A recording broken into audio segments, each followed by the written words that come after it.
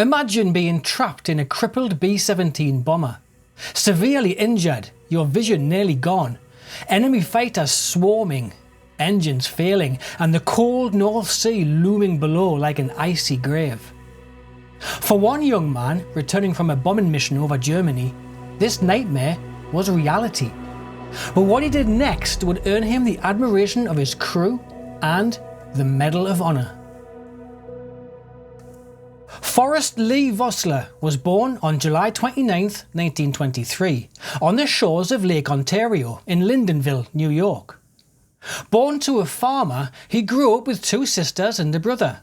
He loved basketball, enjoyed exploring the outdoors, and was an active Boy Scout. He attended Livonia High School in Livingston County, New York, and graduated in 1941. Following which, he took a job as a drill press operator at General Motors in Rochester, New York, gaining practical skills and discipline that would serve him well in the military. His time at General Motors was brief, however, as, after serving only a few months, wartime service called. On October 8, 1942, Vosler enlisted in the Army Air Corps and was immediately sent to Atlantic City, New Jersey for recruit training. After successfully completing his basic training, Private Vosler was off to Illinois and Scott Field to begin his training as a radio operator. For 22 weeks, he would master many skills such as Morse code, aircraft radio operations, and basic electronics. Scott Field was renowned for producing skilled radio operators for the Army Air Forces. Following his time in Illinois, he made the long journey down to Texas and Harlingen Army Airfield to undergo 5 weeks of intensive aerial gunnery training. The sole purpose of this training was to prepare aerial gunners for combat. Harlingen would graduate 48,000 gunners during the course of the war, and upon the successful completion of Vosler's training, he was promoted to sergeant on the 25th of May, 1943. By late 1943, active service called, and he was promoted to Staff Sergeant and deployed to England with the 8th Air Force's 358th Bombardment Squadron, part of the 303rd Bombardment Group, stationed at RAF Molesworth in Cambridgeshire, England. The long journey overseas, adjusting to life on an English Air Force base, dealing with cold weather, new surroundings and constant alerts, became part of Vosler's daily routine, as did the Boeing B-17F. The Boeing B-17 was a 4-engined heavy bomber, known as the Flying Fortress, famous for its durability and defensive firepower. First entrant service in 1938, it was typically operating from bases in England during World War II. B-17s carried up to 13 machine guns, had a maximum speed of around 300 miles per hour, and could carry 4,000 to 6,000 pounds of bombs on long-range missions deep into enemy territory. The B-17F variant, introduced in 1942, was an improved version with better defensive armament, upgraded engines, and greater fuel capacity, making it well suited for the long, dangerous missions over Germany and occupied Europe. It became the backbone of the daylight bombing campaign from England. Staff Sergeant Vosler had his first taste of action on November 26, 1943, as part of the crew of B-17 Hell's Angels. A mission to Bremen to drop 8 500-pound bombs and 20 incendiaries. He and his crew returned safely, but it wasn't to be his last time visiting Bremen. Vosler's crew flew further missions to Bremen and Solingen in Germany, and Saint-Jean-d'En-Laye in occupied France. On one of these missions, his aircraft came under heavy attack and the oxygen system was damaged, knocking 2 of Vosler's crewmates unconscious. Despite enemy fighters swarming around them and his own risk of hypoxia, Vosler managed to repair their oxygen supply, revive them, and simultaneously fend off enemy fighters using the gun of one of the incapacitated crewmen. He also coordinated with the pilot, relayed enemy positions over the intercom, and continued to scan for threats, even as the bomber was rocked by flak bursts and cannon fire, helping save their lives and keep the bomber in the fight for longer. For this action, he was awarded the Air Medal. December 20th, 1943. Vosler's earlier missions to Bremen had been relatively easy, although not without loss. The mission for today, however, would prove to be very different. The 303rd Bombardment Group were to provide 21 aircraft plus 2 spares to join a complete group of more than 500 fly-in fortresses. Vosler's aircraft, B-17F Jersey Bounce Jr., was loaded up with 42 M47A1 incendiary bombs. At the controls was pilot 2nd Lieutenant John Henderson and his co-pilot Captain Merle Hungerford. Shortly after 8 AM, one by one, the 303rd Bombardment Group's B-17s took off from RAF Molesworth. They would spend the next 2 hours circling and climbing to altitude before joining the massed groups, ready to head to Germany. Their route had them leaving the English coast at 10:45 and head east-northeast across the North Sea, crossing the Dutch coast at Texel in the West Frisian Islands at 11:06 AM. Turning east, they would head to a point southwest of Bremen before turning northeast to attack their target at an expected time of 11:43. Following the release of their bomb load, they would turn northwest and out over the North Sea, crossing the coast between Emden and Wilhelmshaven. Once out over the North Sea, at about 12:44, they would turn southeast and head for the English coast and a return to base. This was the plan. But for Vosler and his crew, things would take a bad turn. Approaching Bremen at 26,000 feet and with an air temperature of -50 degrees Fahrenheit, they ran into anti-aircraft fire. Unlike the previous missions to Bremen, where the flak had been relatively light, this time it was intense, and it was accurate. With Jersey Bounce Jr. approaching his target, bomb bay doors open, and under the control of the bombardier, 2nd Lieutenant Woodrow Munkers, an anti-aircraft shell burst alongside the port wing and destroyed the number 1 engine. Undeterred, Munkers stayed on target and moments later called out "bombs away."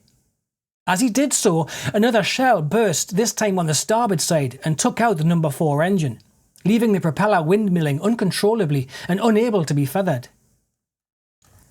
Jersey Bounce Jr., now losing speed and altitude, was forced to drop out of the formation. Without the protection of the group formation, they would now be sitting ducks to opportunistic German fighters. And sure enough, it wasn't long before they were pounced upon by a mixture of Focke-Wulf FW-190s, Messerschmitt Me-210s, Bf-109s and Bf-110 fighters. A relentless assault of machine gun bullets and 20mm exploding shells pounded the Jersey Bounce Jr.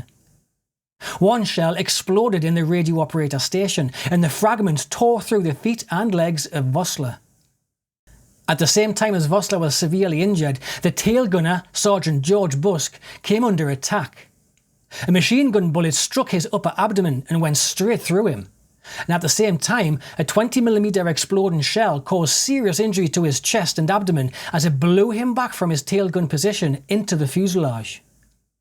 Seeing this, and realising that Jersey Bounce Jr. was still being attacked from the rear, Vosler managed to take up the tail gun position and, despite his own injuries, resumed fire on the German fighters. As he did so, another 20mm shell hit the tail section. Vosler was struck by fragments in the chest, face and eyes. The fight went on. With blood streaming from his eyes and barely able to see, he continued returning fire. Right waist gunner Sergeant Stanley Moody was able to destroy a Bf-109 and a Bf-110, whilst left waist gunner Sergeant Ralph Burkhart took out an Me-210. In the top turret, Flight Engineer Staff Sergeant William Simpkins was also able to shoot down an FW-190. Eventually, the fighter onslaught came to an end, and the crippled B-17 desperately headed for the coast and the North Sea. The fighters may have broke off, but Vosler and his crew were still at the mercy of the occasional anti-aircraft battery. As they crossed out over the North Sea, Staff Sergeant Vosler somehow managed to return to his radio station to find it badly damaged.